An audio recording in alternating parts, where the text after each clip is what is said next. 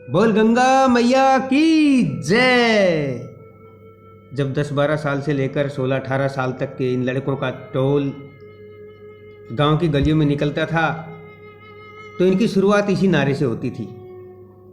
कुछ लोग इन्हें कहते थे इंद्र सेना, लेकिन जो लोग इनसे चिढ़ते थे, इनके शोर शराबे से, उछल कूद से परेशान थे, कीचड़ कादों से जिनको चिढ़ थी, वो इन्हें कहते थे मेंढक मंडली।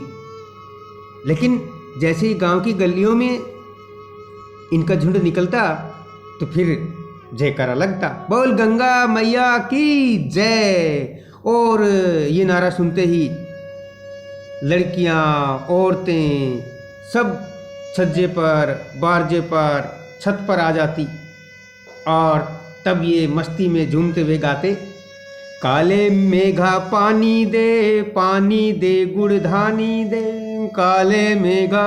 और उछलते कूदते एक दूसरे को धक्के मारते, कभी कभी किसी मकान के सामने रुक जाते और बोलते, पानी दे मैया, इंद्र सेना आई है। और जिन घरों से आखिर जेठ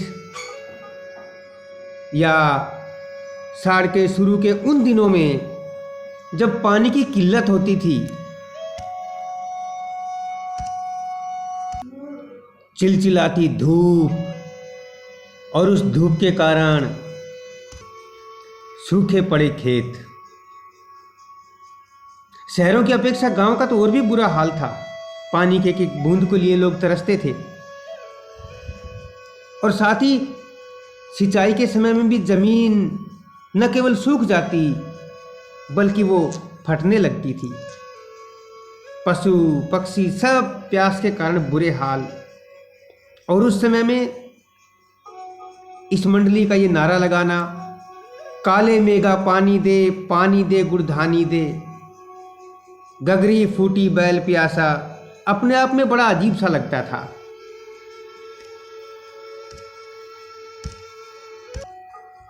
पानी की कमी के कारण भी जो लोग परेशान थे, थोड़ा थोड़ा पानी इकट्ठा करके रखते थे, वो भी इन पर थोड़ा थोड़ा पानी जरूर डाल देते थे और उसी पानी में लथपथ और कीचड़ में सराबोर होकर और मस्ती से भरी हुई ये टोली फिर आगे बढ़ जाती, फिर दूसरी गली में जाने की तैयारी करती, भागती रहती।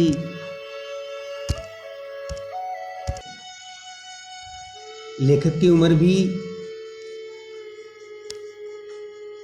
इन बच्चों के जैसी ही थी, लेकिन लेखक आर्य समाजी संस्कार के थे और एक कुमार सुधार सभा कायम हुई थी, उसके उपमंत्री भी बना दिए थे। तो अब तो समाज सुधार का जोश और भी ज़्यादा था।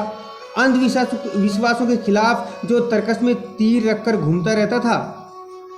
लेकिन मुश्किल यह थी कि मुझे बचपन में जिससे सबसे ज़्यादा प्यार मिला वो थी मेरी जीजी।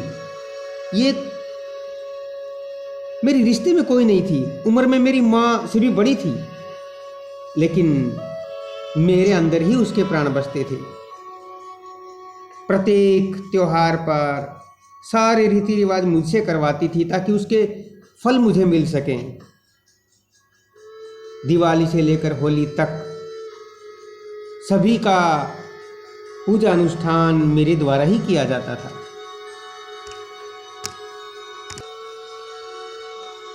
लेकिन एक दिन बात बिगड़ गई जब जीजी ने मुझसे कहा, जाओ बाल्टी भर पानी इन पर फेंक दो।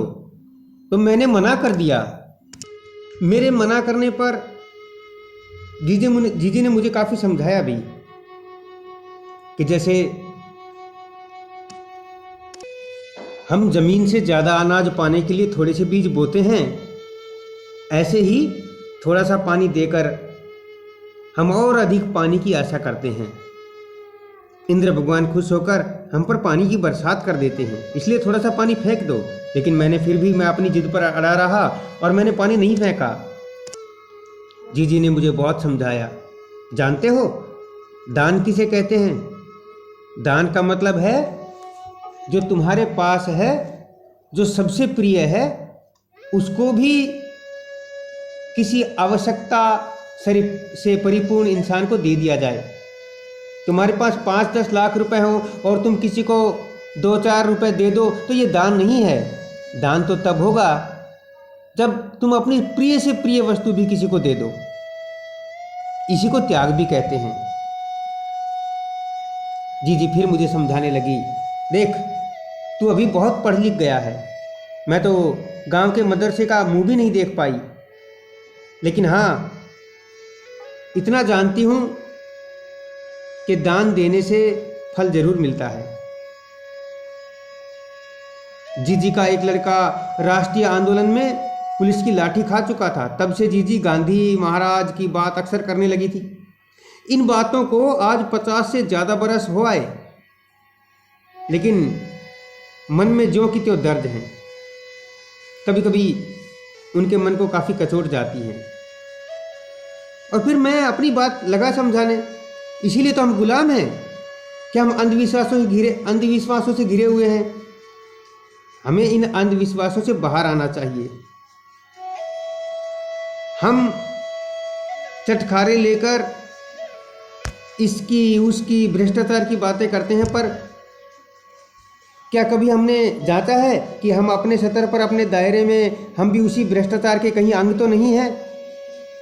काले मेघा दल के दल उमड़े हैं, पानी झमाझम बरसता है, पर गगरी फूटी की फूटी रह जाती है, बैल प्यासे के प्यासे रह जाते हैं। आखिर कब बदलेगी यह स्थिति? लेखक की मनोदशा बहुत ही विचलित करने वाली है। जीजी बार बार उसे समझाती रहती है। बस इस पाठ में यही बताने का उद्देश्य निहित रहा है कि हमें दान और त्याग जरूर करना चाहिए। अंधविश्वासों से बचते हुए अपनी आस्था को बरकरार रखना चाहिए। ये पाठ काले मेघा पानी दे धर्मवीर भारती द्वारा लिखा हुआ है, जो प्रयोगवादी लेखक रहे हैं। 1926 में इलाहाबाद में इनका जन्म हुआ और 1997 में इन्होंने अंतिम सांस ली। इनकी माँ का नाम चंदा देवी और पिता का नाम चिरंजीवी लाल वर्मा रहा। काव्यखंड में इनकी कनुप्रिया, सात गीत, ठंडा लोहा आदि प्रसिद्ध रचनाएं रही। वहीं उपन्यास भी लिखे इन्होंने, सूरज का सातवां घोड़ा, गुनाहों का देवता, नाटक अंधा युग जैसे लिखे। तो ये था हमारा आज का पाठ, आज की कहानी। याद रखें, नोट रखें, लिखें।